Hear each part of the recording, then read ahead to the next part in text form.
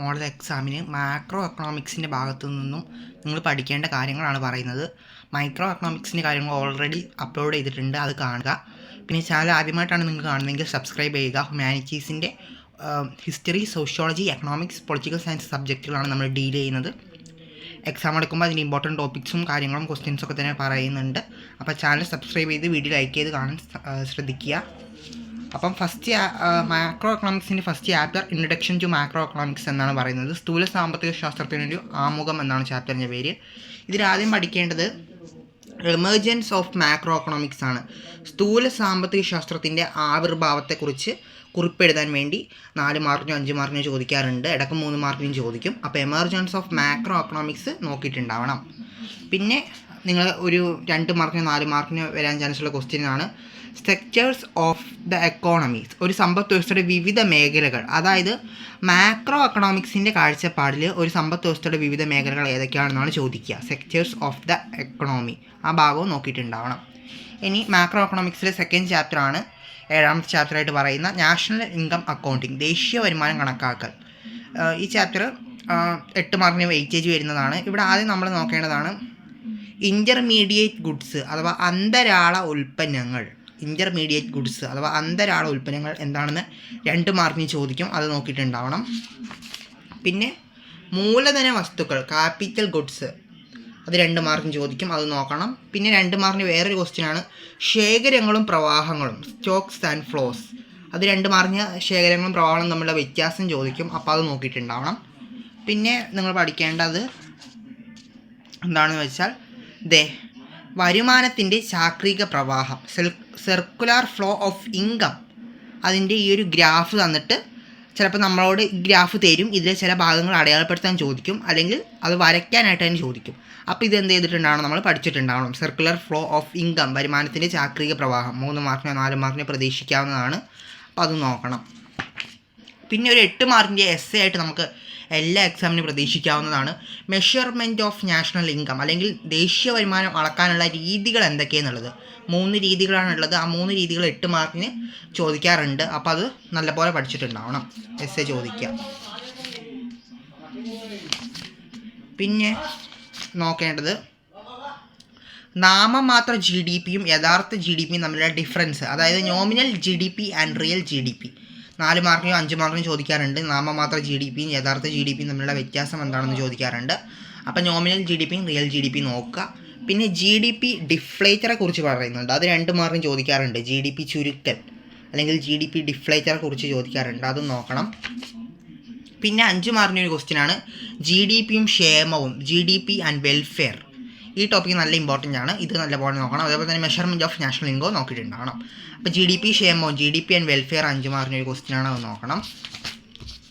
പിന്നെ അടുത്ത ചാപ്റ്ററാണ് നമ്മളുടെ മണി ആൻഡ് ബാങ്കിങ് എന്ന് പറയുന്ന പണവും ബാങ്കിങ്ങും എന്ന് പറയുന്ന ചാപ്റ്റർ. ഇത് 8 മാർക്കിന് വെയിറ്റേജ് വരുന്ന ചാപ്റ്റർ തന്നെയാണ്. ഈ ചാപ്റ്ററിൽ ആദ്യം പഠിക്കേണ്ടത് difficulties of barter system, barter സമ്പ്രദായത്തിൻ്റെ പരിമിതികൾ അല്ലെങ്കിൽ പോരായ്മകൾ എന്തൊക്കെയാണെന്ന് 4 മാർക്കിനോ 3 മാർക്കിനോ ചോദിക്കും, അത് നോക്കിയിട്ടുണ്ടാവണം നല്ലപോലെ തന്നെ. പിന്നെ 4 മാർക്കിൻ്റെ 3 മാർക്കിൻ്റെ വേറൊരു ക്വസ്റ്റ്യനാണ് ഫങ്ഷൻസ് ഓഫ് മണി, പണത്തിൻ്റെ ധർമ്മങ്ങൾ എന്തൊക്കെയാണെന്നുള്ളത്, അത് നോക്കിയിട്ടുണ്ടാവണം. പിന്നെ 8 മാർക്കിൻ്റെ എസ്സേ ക്വസ്റ്റ്യനാണ് ഫങ്ഷൻസ് ഓഫ് സെൻട്രൽ ബാങ്ക്, അല്ലെങ്കിൽ സെൻട്രൽ ബാങ്കിൻ്റെ ധർമ്മങ്ങൾ എന്തൊക്കെയാണെന്നുള്ളത് 8 മാർക്കിൻ്റെ എസ്സേ ക്വസ്റ്റ്യനാണ്, അത് നോക്കണം. പിന്നെ ഇവിടെ കൊമേഴ്ഷ്യൽ ബാങ്കുകളുടെ ഫംഗ്ഷനെ കുറിച്ച് പറയുന്നുണ്ട്, വാണിജ്യ ബാങ്കുകളുടെ ധർമ്മങ്ങൾ, അതും ജസ്റ്റ് ഒന്ന് നോക്കിയിട്ടുണ്ടാവണം. പിന്നെ നോക്കേണ്ടത് എന്താണെന്ന് വെച്ചാൽ കരുതൽ ധനാനുപാനം അഥവാ ക്യാഷ് റിസർവ് റേഷ്യോ, CRR എന്ന് പറയുന്നത്, അത് നോക്കണം. അതേപോലെ തന്നെ SLR, നിയമാനുസൃത അനുപാതം, സ്റ്റാറ്റ്യൂട്ടറി ലിക്വിഡിറ്റി റേഷ്യോ, അതൊക്കെ ഒന്ന് ജസ്റ്റ് ഒന്ന് നോക്കി പോവുക. പിന്നെ ഇത് 8 മാർക്കിന് എസ്സേ വരുന്ന വേറൊരു ഭാഗമാണ് policy tools to control money supply, അല്ലെങ്കിൽ പണപ്രദാനം നിയന്ത്രിക്കുന്നതിനുള്ള നയ ഉപകരണങ്ങൾ, RBIയുടെ പറയുന്നുണ്ട്, അത് 8 മാർക്കിന് എസ്സേ വരും, അതും നല്ലപോലെ പഠിച്ചിട്ട് പോകണം. പിന്നെ പണത്തിൻ്റെ ചോദനം, ഡിമാൻഡ് ആൻഡ് പണത്തിൻ്റെ ചോദനവും പ്രധാനവും, demand and supply of money, ആ ഭാഗവും നല്ലപോലെ നോക്കണം, അതും ഇമ്പോർട്ടൻ്റ് ആണ്. പിന്നെ ഒരു 3 മാർക്കിന് 4 മാർക്കിന് ചോദിക്കും. ലിക്വിഡിറ്റി ട്രാപ്പ് അല്ലെങ്കിൽ ദ്രവത്വ കെണി എന്താണെന്ന് ചോദിക്കാറുണ്ട്. അതിൻ്റെ ഡെഫിനിഷനും പഠിക്കണം. അതേപോലെ തന്നെ ഈ ഒരു ഗ്രാഫിക്കൽ റെപ്രസെൻറ്റേഷനും നോക്കിയിട്ടുണ്ടാവും. ഇനി നമുക്ക് അടുത്ത ചാപ്റ്റർ നോക്കാം. 4ാമത്തെ ചാപ്റ്ററായിട്ടാണ് വരുന്നത്. ഇത് 9ാമത്തെ ചാപ്റ്ററായിട്ട് നമ്മൾ പറയുന്നു. വരുമാനവും തൊഴിലും നിർണ്ണയിക്കൽ, determination of income and employment. ഈ ചാപ്റ്ററിൽ ആദ്യം പഠിക്കേണ്ടത് എക്സ് ആൻഡും എക്സ് പോസ്റ്റും തമ്മിലുള്ള വ്യത്യാസം, അതായത് ആസൂത്രിതവും യഥാർത്ഥവും തമ്മിലുള്ള വ്യത്യാസം എന്താണെന്നാണ് ചോദിക്കുക. ഒരു 2 മാർക്കിനോ 4 മാർക്കിനോ വരുന്നതാണ്. അത് നോക്കിയിട്ട് പോകണം. പിന്നെ ഇവിടെ ഇതാ കൺസപ്ഷൻ ഫംഗ്ഷൻ, ഉപഭോഗ ധർമ്മത്തെക്കുറിച്ച് പറയുന്നുണ്ട്. ആ ഭാഗം നോക്കണം.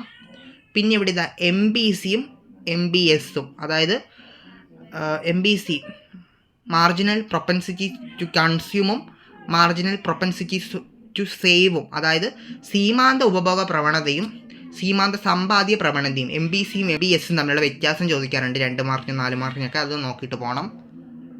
പിന്നെ നോക്കേണ്ടതാണ്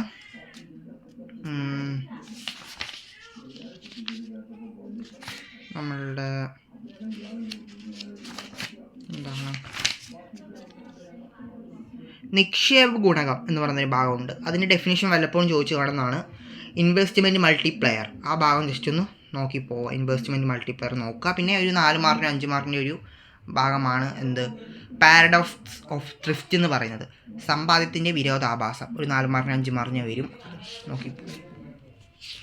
ഇനി അടുത്ത chapter government budget and the economy, government ബജറ്റും സമ്പദ് വ്യവസ്ഥയും.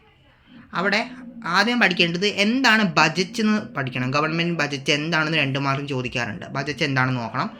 പിന്നെ ഒരു 4 മാർക്കിനും 5 മാർക്കിനും വരുന്ന ക്വസ്റ്റ്യനാണ് objectives of government budget, government ബജറ്റിൻ്റെ ലക്ഷ്യങ്ങൾ അല്ലെങ്കിൽ ധർമ്മങ്ങൾ എന്തൊക്കെയാണെന്നുള്ളത് അത് നോക്കിയിട്ട് പോകണം. പിന്നെ വരുമാനങ്ങളുടെ വർഗീകരണം എന്ന് പറയുന്ന ഭാഗമുണ്ട്, ക്ലാസിഫിക്കേഷൻ ഓഫ് റെസിപ്റ്റ്സ്. അവിടെ റവന്യൂ വരുമാനം നോക്കണം. പിന്നെ മൂലധന വരുമാനവും നോക്കണം. രണ്ടും തമ്മിലുള്ള വ്യത്യാസം ചോദിക്കും. ക്യാപിറ്റൽ റിസിപ്റ്റ്സും അതേപോലെ തന്നെ റവന്യൂ റിസിപ്റ്റ്സും രണ്ടിനും ഡിഫറൻസ് ചോദിക്കും. പിന്നെ ഈ ഒരു ഗ്രാഫിക്കൽ റെപ്രസെൻറ്റേഷൻ ഗവൺമെൻറ് ബജറ്റ് എന്ന് പറഞ്ഞിട്ട് ഇത് ഇങ്ങനെ തന്നെ എക്സാമിന് തരാറുണ്ട്. അതുകൊണ്ട് അതൊന്ന് ജസ്റ്റ് ഒന്ന് നല്ലപോലെ നോക്കി പോകണം. പിന്നെ അതുപോലെ തന്നെ ചിലവുകളുടെ വർഗീകരണം, ക്ലാസിഫിക്കേഷൻ ഓഫ് എക്സ്പെൻഡിച്ചർ. അവിടെ നോക്കേണ്ടത് റവന്യൂ എക്സ്പെൻഡിച്ചർ, റവന്യൂ ചിലവ് നോക്കണം. അതേപോലെ തന്നെ ക്യാപിറ്റൽ എക്സ്പെൻഡിച്ചർ, മൂലധന ചിലവ് നോക്കിയിട്ടുണ്ടാവണം. ഓക്കെ. പിന്നെ ഗവൺമെൻറ് കമ്മിയുടെ അളവുകൾ എന്ന് പറഞ്ഞൊരു ഭാഗമുണ്ട്, മെഷേഴ്സ് ഓഫ് ഗവൺമെൻറ് ഡെഫിഷ്യറ്റ്. ആ ഭാഗവും ജസ്റ്റ് ഒന്ന് നോക്കി പോവാം, ഇമ്പോർട്ടൻ്റ് തന്നെയാണ്. പിന്നെ ഒരു 3 മാർക്കിനും 5 മാർക്കിനും വരാവുന്ന ചോദ്യമാണ് ഫിസ്ക്കൽ പോളിസി അല്ലെങ്കിൽ ധനനയം എന്താണെന്നുള്ളത് ചോദിക്കാറുണ്ട്. അപ്പോൾ അതൊന്ന് ജസ്റ്റ് ഒന്ന് നോക്കി പോവുക.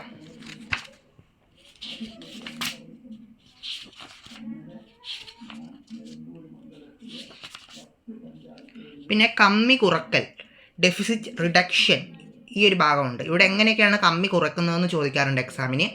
അത് കുറക്കാനുള്ള മാർഗ്ഗങ്ങൾ, ഡെഫിസിറ്റ് റിഡക്ഷൻ ചെയ്യാനുള്ള മാർഗ്ഗങ്ങൾ ചോദിക്കാറുണ്ട്. അത് നോക്കി പോവുക.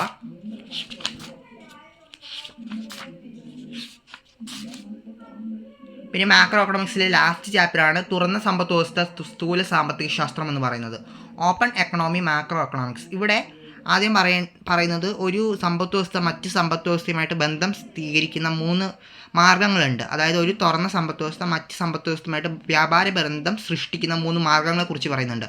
Output market, financial market, labour market. അത് 3 നോക്കണം.